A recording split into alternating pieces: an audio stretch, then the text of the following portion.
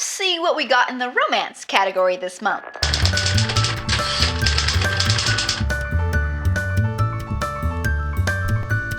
My Lady Quicksilver, the third book in the London steampunk series by Beck McMaster. This is one of my favorite series. And yes, I know it's about steampunk vampires, but actually the whole vampire thing works well with the whole Victorian steampunk thing. It kind of explains why fashions remained so conservative even as technology moved on, because bearing a neck or a wrist to a vampire would be like flashing someone and is considered quite risque. Anyway, love this book. I've caught up on the series, much to my chagrin. The fourth one doesn't come out till September, and I don't know how I'll survive.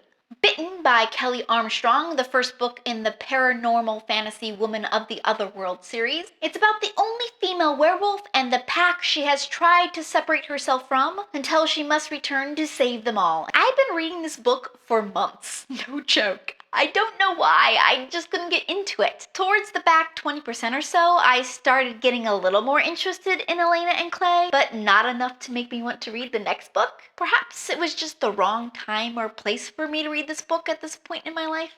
I don't know.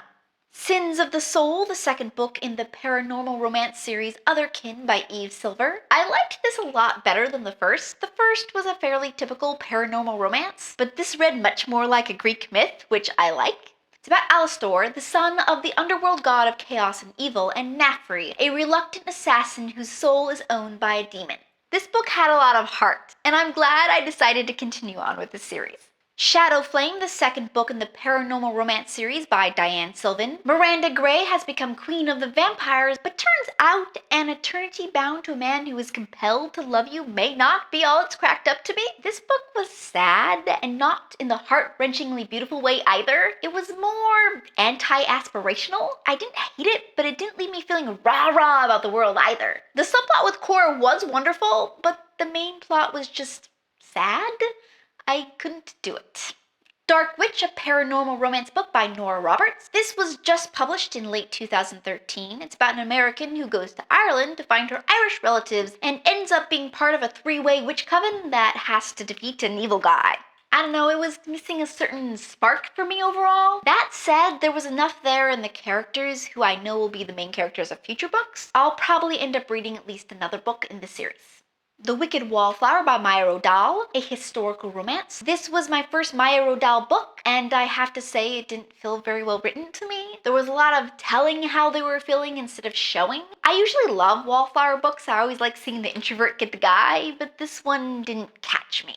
When the Duke Returns, the fourth book in the Desperate Duchesses series by Eloisa James. I've rarely vacillated so hard on what I thought of a book. In the beginning, I found the male lead kind of annoying and was kind of meh on the book. But then, as the relationship developed, I thought I might love it. And then the last 7% of the book lost me entirely. But in honor of the soaring love I felt for the middle 75% of the book, I'm gonna rate this one a like. Logan, the first book in the Montana Creed's Western romances by Linda Lael Miller. I haven't read contemporary Western romance in years, so I wanted to try it out again, but this was not for me. Tell Me Lies by Jennifer Cruzy. In this contemporary romance, Maggie discovers her husband has been cheating on her, and an old flame simultaneously returns to town. This book was murky at best. I couldn't honestly recommend it to anyone, which is sad as I do typically love Jennifer Cruzy.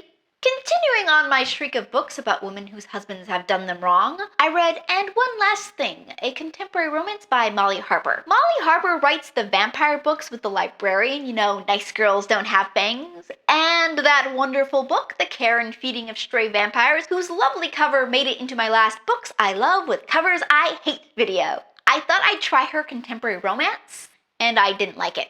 It's about a woman who goes into hiding at her cabin after discovering her husband was cheating on her, and at that cabin she finds a crime novelist holed up next door. I was okay with most of the book, but the ending was just too unfocused for me.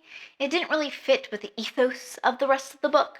Forever and a Day, the 6th book in the Lucky Harbor series by Jill Shalvis. Here we finally have the story of Josh, the overworked ER doc, and Ms. Shalvis pairs him with down-on-her-luck accountant turned dog walker, Grace. Sometimes you just need a good happily ever after book, you know? I really like this book. Characters were good, the story sweet, just what I needed. I highly recommend this series, one of my favorite sets of contemporary romance books. Them's the books, folks. What do you think?